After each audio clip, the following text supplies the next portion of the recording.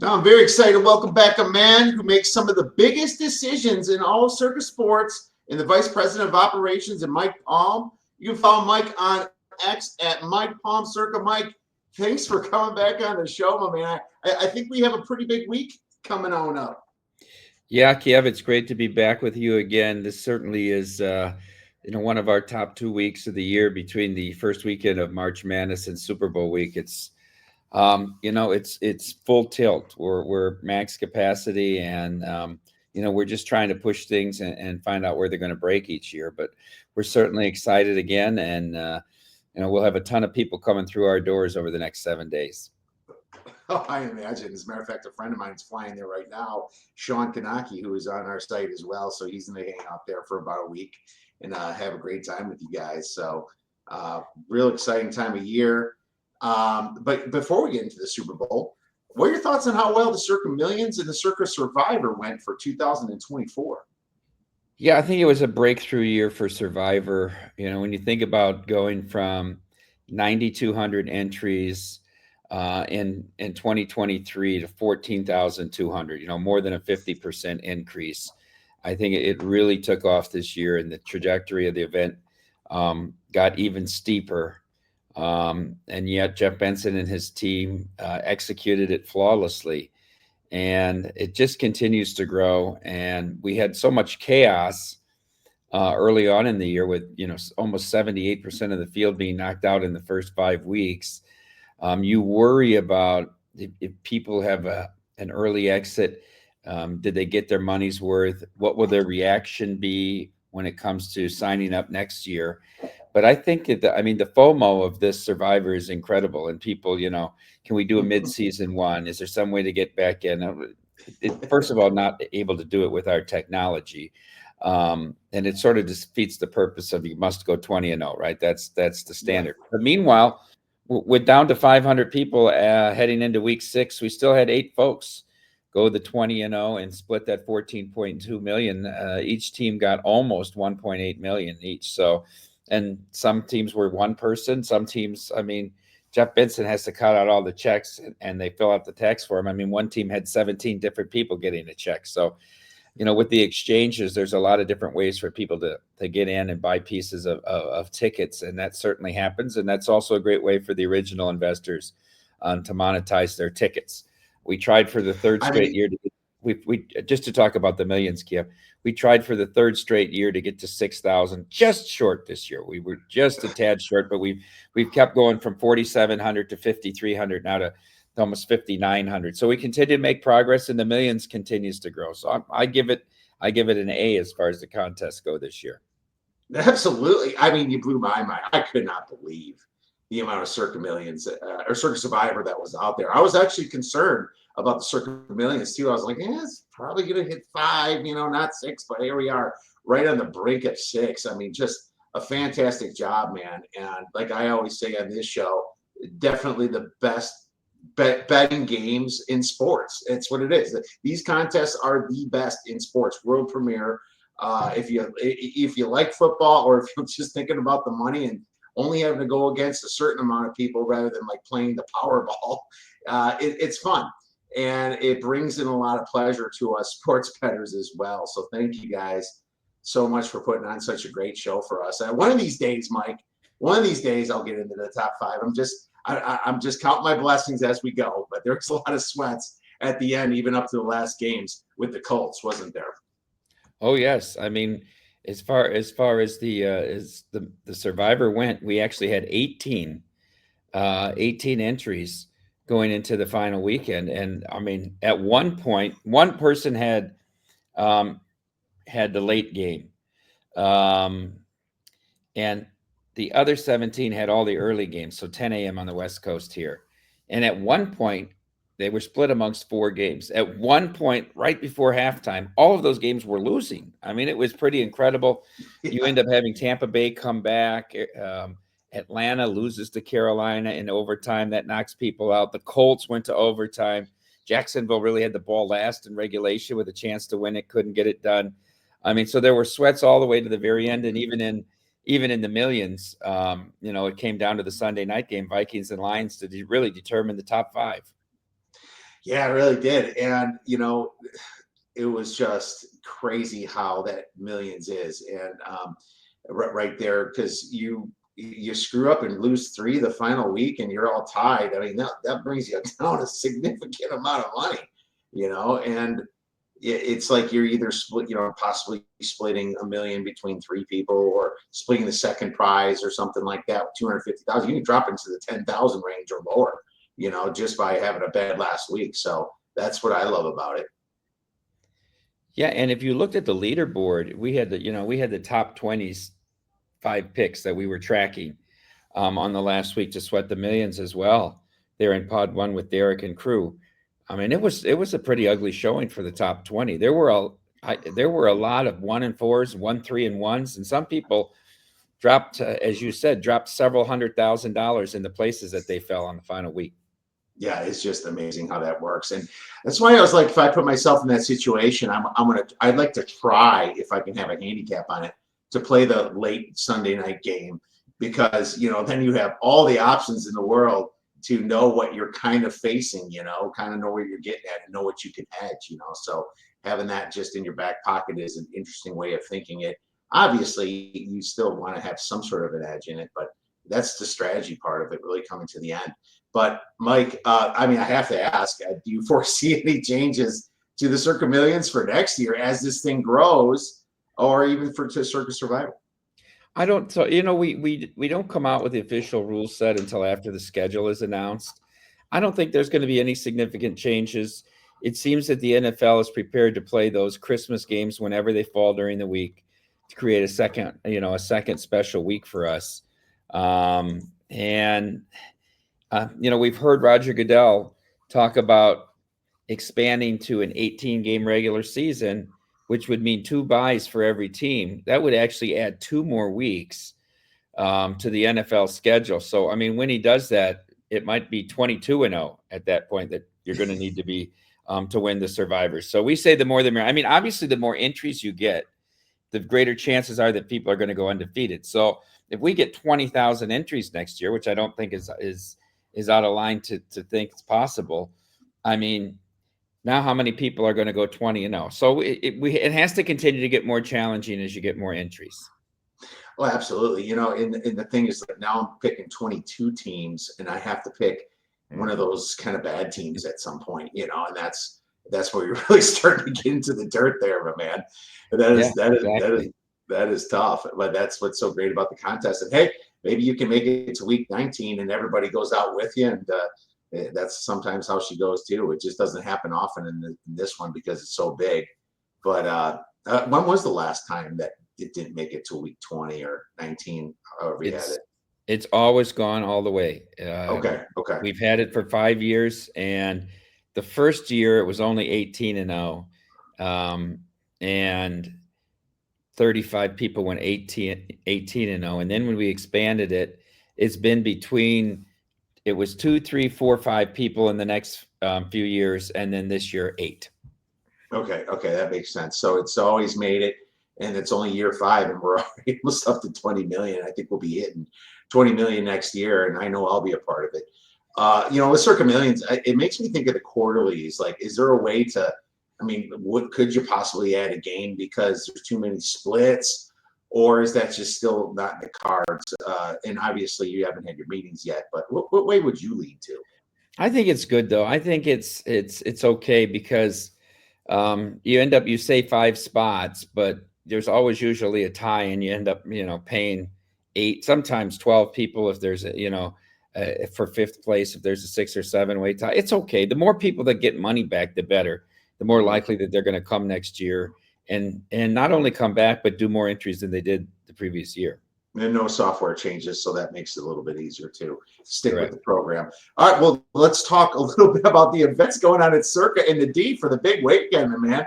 I have a buddy up there, Sean, as you know, and I'm curious what kind of parties you guys are going to have and what kind of maybe betting fun is available to us public. Yeah, so let's start out by talking about, we throw 2 parties for our invited casino guests that are, we say B+ tier and above the way we rank folks on their gaming. And those are, closed. the one at Circa will have between 700 and 800 people in the Galaxy Ballroom on the 3rd floor. And then at the D, we use the Detroit Ballroom on the 12th floor, have 50-50 between invited guests, 200 of them, and then 200 open to the public.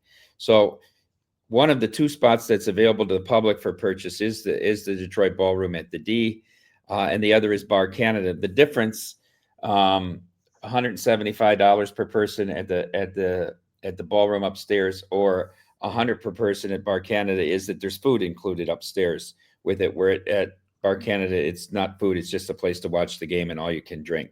Then we turn to Circa. We have the 2 massive parties, of course, the sports book, and I just checked about 30 minutes ago. We do have 2 booths still available in the sports book, and we have about a half dozen recliners still available. So there is some space still in the sports book for purchase. We'll have close to 500 people there, and then you include the first floor overhang pods where you can put up to 20 people. We section those off where the video poker machines are. Like I said, pod 1 where Derek and crew hangs out. And then we also do that with the overhang on the 2nd floor, and we sell those off as well. So I believe there's 1 pod left on level 1 and some spacing on level 2. Then Stadium Swim. You'll have over 2,000 people at Stadium Swim.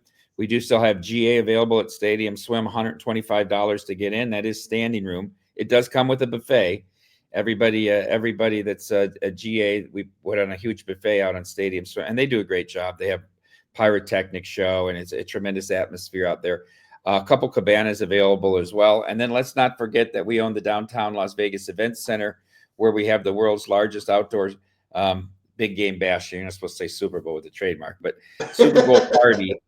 And we have out there depending on how nice the weather is, between 9 and 11,000 people we fit into the event center every year, which you purchase tables, and it's X per person, and that goes towards your beverage. And then there's like 18 or 20 food trucks available for purchase out there as well for food. So when you add up all the parties, it's well over 15,000 people that'll be here on Sunday. Oh my God. What are you going to do? Are you going to bounce around from party to party, or are you going to try to watch the game?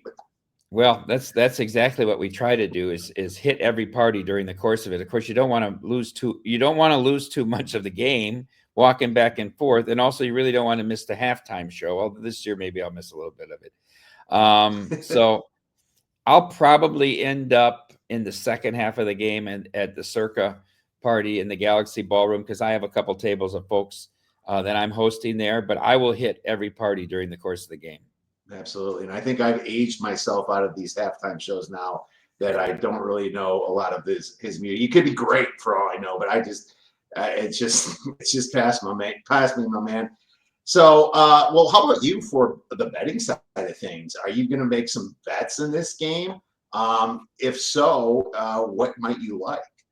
Well, I have a couple in pocket, Kiev, and they're prop bets more so than anything. I mean, objectively, I guess we can cover this topic now. I think if you looked at this game in a vacuum, and you looked at the individual players on each team and the statistics that they've had this year, you would think the Eagles would be a 2-point favorite. But we all know how great Kansas City has been. And let's face it, they only lost 1 game all year. Forget that Denver game when they didn't play anybody. They lost 1 game. They were a 1-point favorite at Buffalo. Buffalo made the plays in the 4th quarter, unlike in Kansas City in the playoffs. They were able to get the first downs. Josh Allen had the big 4th down run, and they ran the clock out on Kansas City. They find a way to win. They take advantage of everything. And people will say, oh, they get this call, they got that call. But they still have to do something when they get it. Did Josh Allen make the first down? It looked like maybe he did. The official on the top of the screen comes in. They say no. They review it. They say no. But Kansas still has to go down and drive and score a touchdown. And meanwhile, Buffalo has the ball back at the end to win the game, and they stop them. They make a play, whether it's on offense, it's on defense, or special teams. So even though my mind tells me Philadelphia is the play here, I'm not going to get in front of that train that is Andy Reid and Patrick Mahomes. So I'm not going to bet the side. I do think it will be a higher scoring game. I did get over 48.5. It sits at 49 now most places. And I played 2 props. I think that Hurts will attempt a lot of passes in this game. I do, because I don't think you're going to be able to have those home run rushing attempts by Barkley. The safeties for Kansas City are too good tackling. I don't think if he makes second level, he goes to the house like he's done so many times in the playoffs. I bet his receiving yards over 13.5. So Barkley receiving yards over. And then I found a prop. I just thought it was mispriced. And you can look, I mean, books have thousands of different props. They're not all the same. Check out 4 or 5 different books. I found one. Will either team convert a fourth down on their own side of the field? So the fourth down starts at your own 49 or further towards your goal line, and you make it. And the odds were 3-1. I thought the odds should have been more like plus 170 or maybe plus 180. Because in today's NFL, listen, teams don't punt from the 45 anymore, right? The 40. And Philadelphia with the tush push, if they're outside their own 20, they're comfortable doing it. So I took a shot on the yes on that. That's what I have in my pocket right now. Who's to say I won't have 4 or 5 more things by the time the game gets? So fourth down attempts on their side or conversions? Okay, so they got to convert it. Okay, yeah. Convert it. I wanted to write this down. And Hurts over his passing yards or number attempts? Barkley, attempts, right? Barkley over receiving yards, 13.5. Okay, Barkley over receiving yards, 13.5. So Hurts was my typo. Okay, makes sense. No, those are great props. I mean, one that I played this week was a number of Eagles to catch a pass. The number of Eagles was 5.5, and I went 6 because I think the usual suspects, Barkley, Gainwell, Brown, Smith, and Goddard, that's 5. I mean, seriously, Philly special maybe to Hurts, or you got Calcutta there. The Eagles are going to probably attack with tight ends. You got Dobson that caught a bunch of balls this year. You have a lot of players, or Dobson, I should say, not Dobson. He caught plenty this year. You have a lot to get over 5.5. There's plus 100s out on that 5.5, and I think they will be throwing the ball some. So I really like that one, coming in as well. What's funny, I was just on Will's show for Wednesday, and he's like, "Man, I wish I could just tease this Eagles side here. It's a perfect teaser number." I was like, "Well, maybe Mike will open like the Bengals Ravens for next year. We're not sure what week it is, and then it'll be a +2 for the Ravens at Cincinnati." Maybe I'll ask Mike to do you a solid on that one. It is a perfect teaser. It is a teaser leg. Then he's got to, tease the total down if I would do that if I was looking for a teaser leg. There will be cross-sport parlays as well, but not to tease to. We will release those starting on Wednesday this week. So we've kind of layered all the props as they've come out. And we've got all the player-specific ones. We've got some of the special ones, the team ones, the indices ones. And then we'll add some more. One thing that's a little disappointing is, usually there's a Vegas Golden Knights game on Super Bowl Sunday. They usually play at 9:30, 10 in the morning. Not this year. It's Canadian teams are playing in those games, which makes sense. But there'll be cross-sport parlays with those early college basketball, NHL, and NBA games. Well, you can do my Badgers. My Badgers play the basketball game there, so think about that. I'm not sure. I can't remember who they play, but that could be a fun one too. Throwing a little college basketball into a professional type league. I don't know if that's even possible, but they will play. I think. It says Iowa. No, that says Saturday. So I thought it was, but you could do it for Saturday too, since you're going to be releasing them this week. But that's throwing college basketball in there is kind of interesting. I'd be interested in that. There's going to be looks like some more is going to be out there. What are you guys going to be exposed on, you think, from a prop perspective? I've heard things like Saquon Barkley with his 2 touchdown prop is going to be a popular one, Mike. Yeah, it's a popular one. I think you're going to see a lot of Barkley, a lot of Kelsey stuff out there. And look, if those players have big games, we're probably going to be on the wrong side of it. The public wants to bet positive things. Just remember that. And so as many times as we see pros like to arbitrage these numbers, because they're off. A prop might be off 4 or 5 yards, or it might be off 30 cents from book to book. It's not as an exactive science as is making the number, and obviously the markets aren't as liquid. It's still going to be the public that drives things. That's why I think this total will probably close at 50 or 50.5. And the prop market will lean towards human accomplishment, towards people going over their passing, receiving, and rushing yards. The MVP market, I think, is going to be heavily bet again this year. And with Mahomes at plus 120, people will be looking for alternatives to that. I mean, if people want to bet Mahomes at plus 120, they're just not going to bet the Chiefs at minus 125 as a way of trying to increase their payout on that. But, I thought, and I looked at, we did it too. Most books opened Hurts and Barkley at the same odds, which I said that the market won't sustain this because I think there are many more scripts where Barkley wins MVP than Hurts. And now as we look, Barkley's plus 270 and Hurts is plus 340. Yeah. I also think voters, remember, of the likely candidates for MVP, only one had a MVP type season. That's not to say Barkley has no shot of winning it, but I think most feel it's between the two quarterbacks, Jackson and Allen. But Right. remember, they have a shot to reward him here. Remember when they gave it to Cooper Kupp a few years ago? I think that was more based on the season than the game. So I think he gets the benefit of the doubt and a close vote for MVP as well. Yeah, very possible. But they would be thrown out to Barkley, giving him a little reward for everything he's been through and the Giants, and then that big change that happened, and he not going to be MVP, but that's a good secondary prize for him. I mean, I'm kind of hoping the Chiefs kick 6 field goals to win 18-15 because 250 to 1 on Butker could happen. I mean, would they not give it to him for scoring all the points? I did see the Steelers beat the Ravens this year, but with the kicker scoring all the points. Yeah, and the kicking was the difference in that game. As it turns out, maybe more was going on the Baltimore side than we knew. But when the Patriots played the Rams, I listened to Michael Lombardi give the symposium at South Point, Betting and Budweiser's, hosted by Brett. And I went there that Friday night and listened. And he kept talking about Goff's eye level and how his eye level was dropping and yards per attempt. And I bet every under you could bet in that game. I had no score first 5 minutes, 6 minutes, 7 minutes, 8 minutes, first quarter under, first half under, game under, both teams under. And I bet both kickers for MVP. I said, maybe this game is 12-6 or 12-9. And the kicker went like Zerline was 175 to 1. I mean, I get that theory at those prices. I think it's worth a little pizza. Yeah. Yes. I mean, I think there's more than a 1% chance. Maybe it's 1.5.